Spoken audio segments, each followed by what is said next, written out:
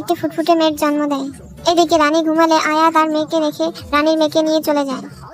এরপর একদিকে আয়ার মেয়ে রাজার ঘরে খুব ভালোভাবে বড় হতে থাকে, আর অন্যদিকে আয়ার ঘরে রাজার মেয়েও খুব ভালোভাবে খুশিতেই বড় হতে থাকে। এইভাবে দুজনেই খুব খুশিতে বড় হতে থাকে। রানী একদিন তার মেয়েকে দেখে মনে মনে ভাবতে থাকে তাদের মেয়ে যেন তাদের মতো দেখতে হয়নি।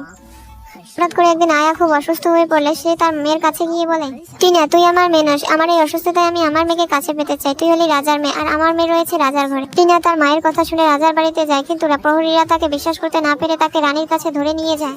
রানী টিনার সব কথা শোনার পর সে টিনার মধ্যে নিজের মিল খুঁজে পায় এবং তাকে মেয়ে বলে মেনে নেয়। অপরদিকে রাজার ঘরে থাকা আয়ার মেয়ে এসব জানতে পেরে খুব দুঃখ পায়। এইদিকে টিনাও খুব কষ্ট পায়, আর এদিকে রাজা রানীও খুব চিন্তিত হয়ে পড়ে। একদিকে তাদের নিজের মেয়ে, অন্যদিকে পালিত মেয়ে। একদিন রাজা দুজনকে ডাকে। টিনার কানে কানে বলে তোমার মধ্যে রাজবাড়ির কোনো যোগ্যতা নেই, আর টিনার কানে বলে তুমি তো আয়ার ঘরে মানুষ হয়ে। তারা তাদের বাবার কাছ থেকে এটা আশা করেনি, তাই তারা কাঁদতে কাঁদতে সেখান থেকে চলে যায়।